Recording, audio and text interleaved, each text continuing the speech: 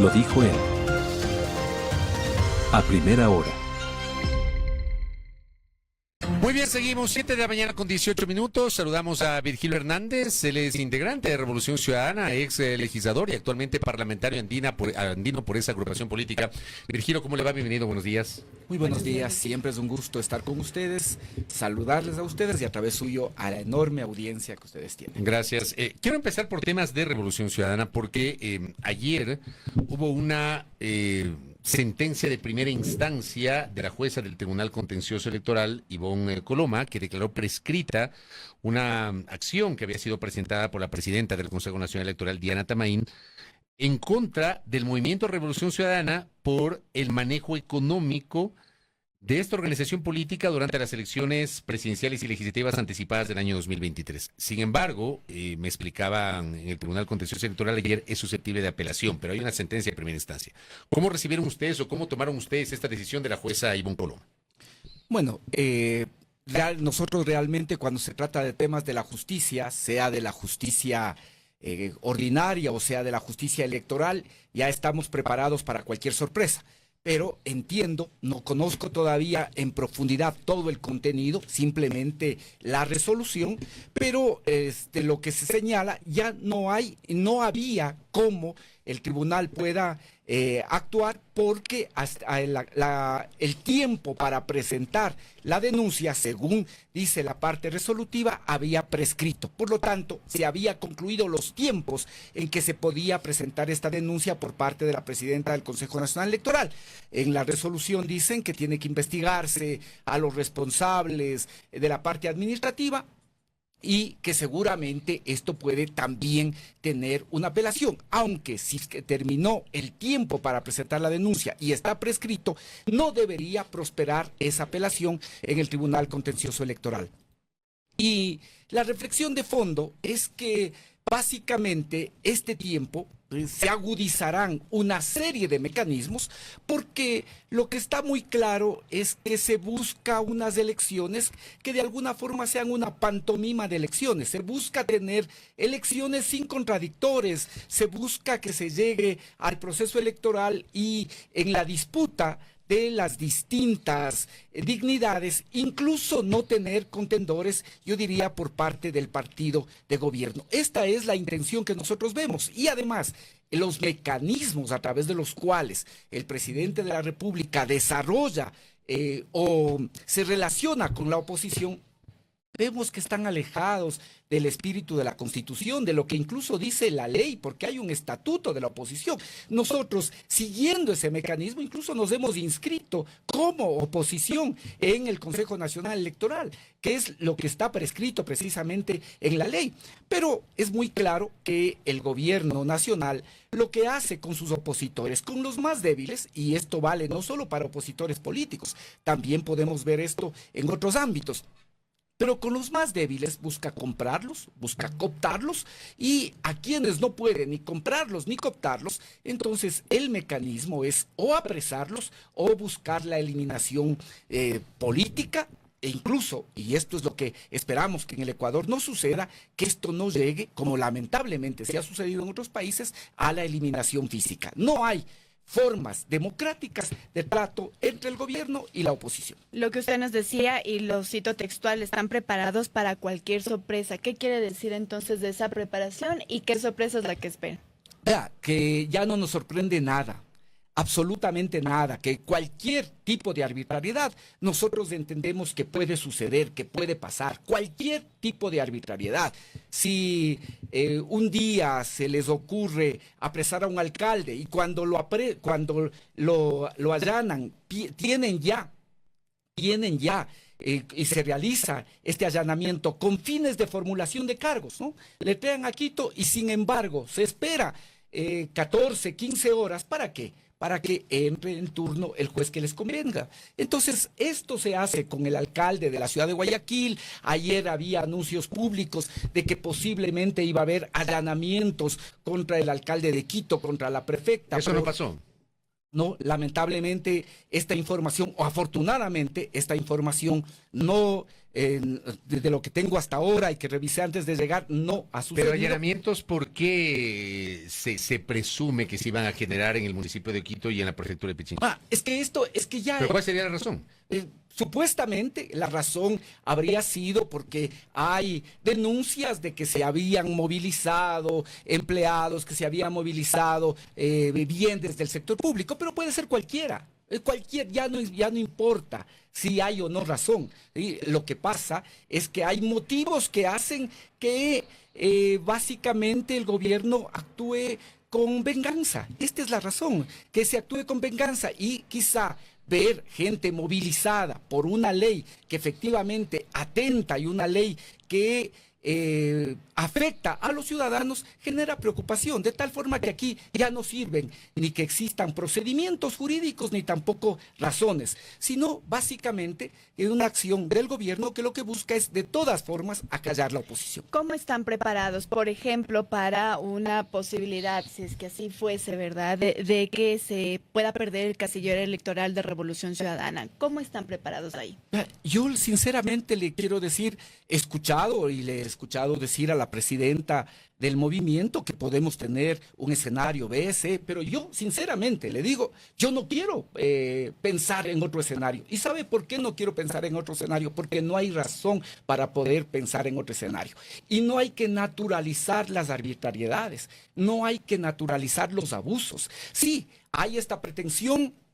Hay esta intención se ha visto manifestada con distintos documentos que nos pueden incluso hacer dudar de su veracidad o no. Pero lo cierto es que uno puede ver, sobre todo en la relación política que se establece, que hay claramente la intencionalidad de ir a elecciones sin contrincantes.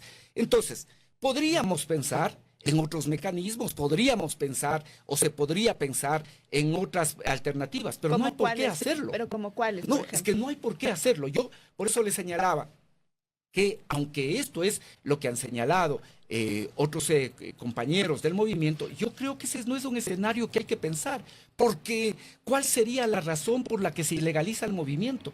¿Cuál sería el mecanismo por el que se legaliza el movimiento? Porque alguien quiere, porque alguien que tiene poder quiere ilegalizar al movimiento. No, así no funcionan.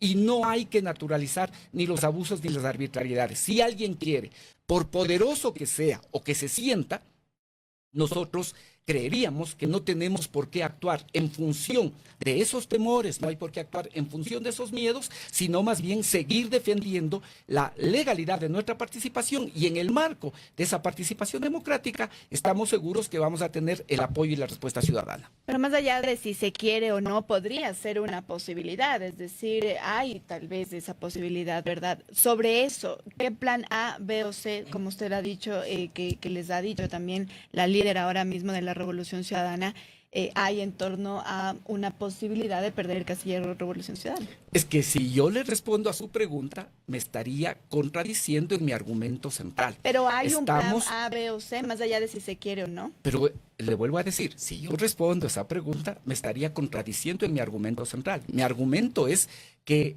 aparentemente, aunque hay muchas otras razones que nos hacen pensar que no es así, vivimos un Estado de Derecho.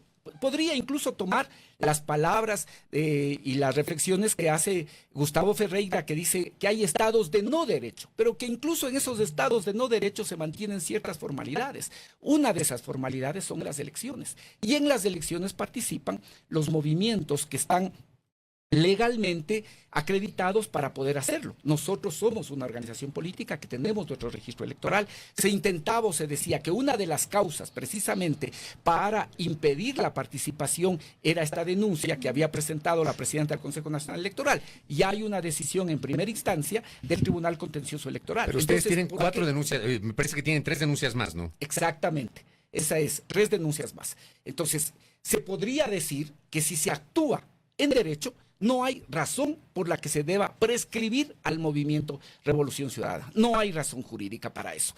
Y, por ende, lo fundamental es seguir actuando en el marco del derecho, aunque vuelvo a señalar, a nosotros ya nada nos sorprende, y en ese marco Revolución Ciudadana tiene que participar en las próximas elecciones con su nombre y con su lista, que es la lista 5. Dentro de estos procesos, ¿hay algún tipo de acción relacionada con esta presunción por la cual se ha abierto una indagación previa en la Fiscalía General del Estado, es el denominado caso Caja Chica? ¿También a nivel del Tribunal Contencioso Electoral se está manejando esto o no? No, que yo conozca... Que sea de financiamiento externo. No, que yo conozca, esto no existe. Además, esto está sujeto a una evaluación que realiza el Consejo Nacional Electoral. Eso luego puede ser también conocido por el Tribunal Contencioso. Y eso por lo menos no es una de las causas por las que se pretende básicamente ilegalizar al movimiento. ¿Ustedes pueden probar como organización política que no recibieron recursos extranjeros para las campañas electorales? Es que yo le digo con claridad, y esto está sujeto a investigación, ya nosotros estamos, y la ciudadanía sobre todo, sabe que estos han sido recursos permanentes. Ahora es Venezuela, pero usted se acordará que en el 21 fue el financiamiento supuestamente ilegal del ELN, incluso vino el fiscal de Colombia para entregarle supuestas pruebas a la fiscal general del Estado, en una acción que es absolutamente incomprensible, pero eso pasó. En el 23 ya no era el ELN, ya había otros supuestos. Pero ustedes pueden descargar esa acusación, ustedes pueden, si mañana pasado la Fiscalía en el caso Caja Chica asegura tener pruebas de que finalmente ustedes sí recibieron financiamiento de Venezuela, ustedes pueden presentar los descargos, los tienen. Es que le digo, quien señale que nosotros hemos recibido financiamiento, tiene que probar, porque no el que ha señalado eso era un hombre de la casa, Virgilio. Me refiero al señor Santiago Díaz Asque. Él es el que abiertamente, incluso en esta acción en los exteriores de la Fiscalía, que yo le he cuestionado, porque ahí los policías tratando de hacer la pantomima de empujarle, sí, pero le dieron 40 segundos, claro, mientras el hombre tuvo 40 segundos para acusarles. Pero Santiago Díaz Asque era un hombre de confianza de ustedes. Entonces él debe tener información sobre el financiamiento. Y él dice que ustedes recibieron financiamiento de Venezuela. Sí, también es importante decir en qué contexto hace, bajo qué mecanismo, bajo qué delito está el acusado, y ahora sí, lo que sería absolutamente inadecuado es que por una acusación de esa naturaleza él reciba beneficios por un delito que no tiene nada que ver con el que supuestamente acusa. Nosotros tenemos absolutamente todos los respaldos para poder demostrar cómo se han financiado las campañas electorales y que esto es parte de esta campaña permanente, no de estos últimos meses, no de estas últimas semanas, de estos últimos años. Desde el 2006, desde el 2007 nosotros hemos tenido permanentes acusaciones de recibir financiamiento de un lado, de otro, que es parte de la guerra sucia, sin que nunca se haya podido demostrar eso. Entonces, este es uno más de estos capítulos, y en este capítulo también sabremos enfrentar con la verdad. Ok, ¿cómo visualizan, y solo ya para culminar sobre este tema, el 2027 para las seccionales? ¿Cómo se están preparando para llegar hacia las elecciones seccionales? Bueno, tuvimos hace apenas 2 meses, 2 meses exactamente, una convención del movimiento. En esa convención del movimiento se eligió nuevas autoridades, a Gabriela Rivadeneira como presidenta. Ahora viene una nueva fase que es básicamente de revisión y de reestructuración de cada una de las provincias y después también de cada uno de los cantonales. Y ahí se podrá revisar cuáles son los candidatas que tenemos, tanto para alcaldes, prefectos y de igual manera juntas parroquiales. Nuestra intención es por lo menos tener candidatos en los 222 cantones del país, también en todas, candidatos para todas las prefecturas y de la misma forma para juntas parroquiales. Ese es el trabajo que en este momento hay que hacer. Además, también, y en esto ha habido muchos señalamientos y nosotros los asumimos, de la necesidad de ver de mejor forma quiénes son los candidatos a Revolución Ciudadana, que sean personas que efectivamente puedan actuar con consistencia, con coherencia, sin dejarse presionar, y sobre todo que estén dispuestos dispuestos a poder servir a los intereses de la ciudad. ¿El movimiento está unido o existe en realidad una división? Y le voy a plantear, por ejemplo, el caso del prefecto de Manabí, Leonardo Orlando, porque daría la impresión que el prefecto Orlando como que en los últimos tiempos ha estado un poco separado de la organización. Incluso no participó de la convención que se desarrolló en su propia provincia, que es la provincia de Manabí, por mencionar un ejemplo, Virgilio. Vea, yo creo que en el movimiento hay contradicciones. Esto es nosotros nunca desconocemos esas contradicciones, que además no son de ahora. Estas contradicciones han existido también de forma permanente en el movimiento, pero más allá de las contradicciones que pueda haber, creo que el mérito que hemos tenido es que en momentos decisivos tomamos decisiones y esas decisiones las llevamos adelante con coherencia y buscando la mayor unidad. También es obvio y evidente que han existido contradicciones entre el actual prefecto de Manabí y la expresidenta del movimiento.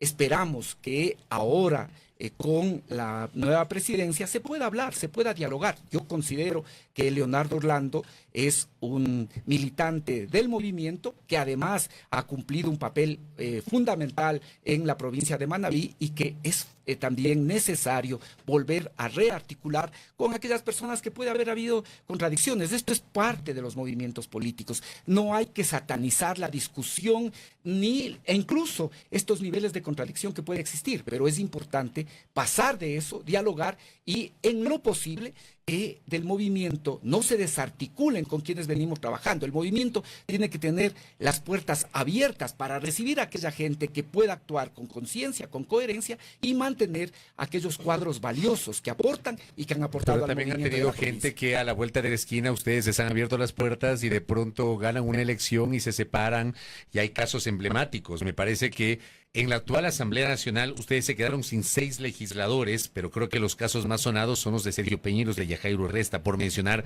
2 ejemplos. Y nadie asume la responsabilidad de quién lo puso al señor Peña en la lista.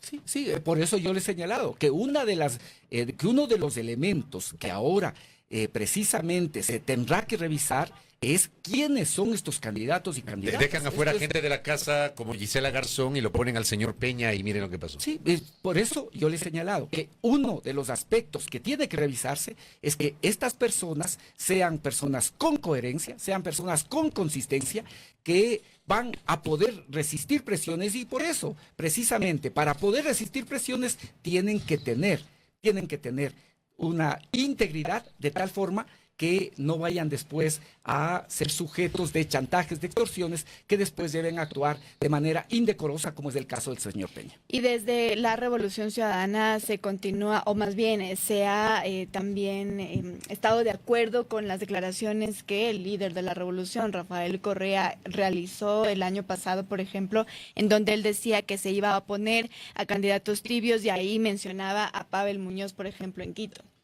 Yo creo que lo fundamental es que se demuestre cómo es el trabajo, Creo que lo que se ha venido haciendo por parte de nuestras autoridades y aquí en el municipio de Quito demuestra que más allá de los adjetivos, lo que hay es un trabajo que la ciudad va viendo, que la ciudad va todos los días observando. Uno va por distintos lados y encuentra que hay obras, que se realizan obras en Quito. Y por eso Pavel no solo tiene en este momento una importante calificación aquí en el país, sino que es reconocido como uno de los alcaldes que está mejor calificados a nivel de la región. De tal forma que esto es lo que habla.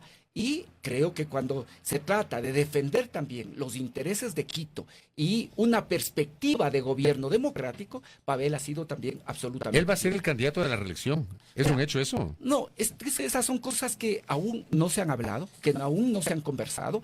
Pavel ha manifestado su intención. Creo que hay mucha gente que apoyamos esa intención de Pavel. Hay gente que no está de acuerdo con que el alcalde Muñoz busque la reelección. No he escuchado yo que haya pronunciamientos claros de que no sea Pavel el candidato, ¿no? Más bien creo que la mayoría de ciudadanos, de ciudadanas y de militantes del movimiento señalan que Pavel debería ser el candidato a la reelección. Pero bueno, estas son cosas que se discuten en su momento y que en su momento se deciden. Me parece que el trabajo que ha realizado, por ejemplo, Pavel Muñoz para la ciudad de Quito y en la defensa de los intereses de la ciudad de Quito demuestran esta capacidad para poder seguir sirviendo a la ciudad. Ahora sí, no sé si tiene de ese tema, pero podemos ir a otro por honor al tiempo. ¿Cuál es su opinión, esta evaluación, este análisis que se realiza después de 2 días ya en donde nos enteramos sobre que se retiró a toda la diplomacia de aquí de Quito, quienes estaban de Cuba, delegados de Cuba, diplomáticos de Cuba? ¿Cómo han visto ustedes primero la decisión del gobierno y también las reacciones que han venido ya de líderes de Cuba? Vea, yo le señalo con claridad, como ya nos hemos expresado públicamente, esto tiene que ver con la política internacional errática, una política internacional sumisa sobre todo a los Estados Unidos. Estoy seguro que esta acción que se la hace de manera apresurada, yo diría que incluso no reconociendo lo que ha sido el aporte de la República de Cuba con el Ecuador, ¿sí?, más allá de los gobiernos, porque la política internacional es una política de Estado, no es una política con qué gobierno tuvimos mejor relación, no, sino básicamente lo que ha significado para el Ecuador el aporte de la República de Cuba, por ejemplo, y yo diría su presencia en momentos como el terremoto, la presencia con médicos cubanos, brigadas médicas, de igual forma, la apertura para que puedan ir jóvenes precisamente de los sectores más pobres, más deteriorados del país y puedan ser ahora médicos, profesionales, científicos, es gracias a un acuerdo de cooperación. Sí, efectivamente, era un acuerdo de cooperación mutua, pero la posibilidad de becas a ese costo se hacían básicamente con la República de Cuba. Yo creo que es parte de esta política internacional, una política de sumisión. Querían llegar sin duda a la reunión hemisférica con este pequeño trofeo para quedar bien, para ver si de esa manera le regresan a ver al presidente Daniel Noboa y buscar acercar relaciones con el presidente de los Estados Unidos, que pueda al fin cumplirse el sueño del presidente ecuatoriano de ser recibido en la Casa Blanca. Pero esto no, esto es un hecho más que básicamente responde a una política internacional de subordinación a la embajada americana sin que hasta ahora se vea con claridad cuáles son los beneficios de esa política internacional de subordinación y de renunciamiento a la soberanía. Pero entendiendo que el presidente de la República o el gobierno o el jefe de Estado tiene el legítimo derecho y atribución de mantener relaciones internacionales con quien considere. Sí, bueno, esto es parte del derecho internacional, es parte lo dice de la la Convención de Viena. Esto es, efectivamente, pueden actuar amparados en eso, pero mire, cuando el presidente de la República, hasta en eso hay doble moral, cuando el presidente de la República toma esta decisión en función de lo que usted dice, el artículo 9 de esta convención, ¿sí?, ahí todo el mundo justifica. Pero cuando los funcionarios de la embajada, acogiéndose también a los documentos que son internos. Yo eso le atribuyo a una ignorancia supina de mucha gente respecto de que esta es una práctica muy usual cuando ocurre esto. Y hay que googlear nomás y revisar antecedentes. Yo ayer en la noche pude hablar por pocos minutos con el embajador de Cuba. Y entonces, claro, él me decía, no tienes idea la labor titánica que es desarmar una embajada en 48 horas, ¿sí? Porque no es como decía algún legislador y el propio presidente que desconoce que hay la valija diplomática. Bueno, ¿cuántos papeles se puede tener en décadas de relación como la que hemos tenido con Cuba? Entonces él me decía, es una labor titánica la de desarmar la embajada en 48 horas. Hay colegas que ya han salido, que ya salieron. El embajador tiene que salir esta mañana ya. Y entonces teníamos básicamente que buscar cuidar lo que son documentos propios de una embajada. Entonces, eso también está protegido por los convenios internacionales. Eso sí está también protegido por el derecho internacional. Pero aquí, como siempre, se trata con esta doble óptica, ¿no? Cuando el presidente asume una decisión que si bien es cierto, él tiene el derecho y la potestad, sí hay que ver relaciones históricas, sí cuenta en ese sentido las relaciones históricas, los aportes que se puede haber realizado en una relación que es de Estado. Si él toma esa decisión, entonces hay muchos que aplauden. Pero si el gobierno cubano, a través de su embajada, precautela lo que considera información delicada y por lo tanto destruye esa información, ahí sí hay críticas, como usted bien dice, Fabricio, que esas críticas provienen de una ignorancia supina respecto de cómo se manejan estos temas en situaciones tan complicadas como tener que desarmar una embajada en 48 horas, como decía ayer el ya ex embajador Basilio Gutiérrez. Una cosa adicional, retomando el tema, que fue la primera pregunta que le planteamos, el primer tema sobre esta decisión de la jueza Ivonne Coloma del Tribunal Contencioso Electoral, un mensaje de un oyente. Me pide que le pregunte a Virgilio si cree que esta omisión de los abogados del CNE pudiera ser deliberada para favorecer al RC. Resulta raro o al menos inusual, me dice un oyente. ¿Cómo ve usted esta inquietud que me plantea que quiero trasladarle a usted? Le digo con claridad, nosotros todas las cosas que son inusuales son contra la Revolución Ciudadana. De tal manera que tal cual ha resuelto la jueza que investiguen, los abogados que investiguen qué pasó al interior del Consejo Nacional Electoral, que nosotros en eso no tenemos ninguna incidencia. Más bien, nuestra posición ha sido muy clara, muy firme, de decir que parte de la cooptación que existe a todas las funciones del Estado es precisamente la función electoral, tanto el Consejo como el Tribunal Contencioso Electoral. Entonces, que revisen nomás todo lo que tengan que revisar para ver qué pasó, por qué se les durmió el diablo y básicamente nosotros lo que seguiremos haciendo es defendiéndonos y seguir insistiendo en que nuestra participación tiene que ser como Revolución Ciudadana y con Lista 5. No hay cómo en un escenario democrático estar pensando en alternativas B, C, D, cuando lo que tenemos que hacer es defender nuestros derechos legales y constitucionales. Correcto, Virgilio, gracias por el tiempo. Gracias, Virgilio. Muchas gracias. Virgilio Hernández, militante de Revolución Ciudadana y parlamentario andino, con una mirada crítica sobre la decisión del gobierno ecuatoriano de implícitamente, no hay un anuncio oficial que diga ruptura de relaciones, pero implícitamente es ruptura de relaciones con Cuba. Y también pues hemos hablado sobre la situación interna de Revolución Ciudadana a partir de estos procesos que están siendo tramitados en el Tribunal Contencioso Electoral. Primera plana. Todas las noticias, todas las voces.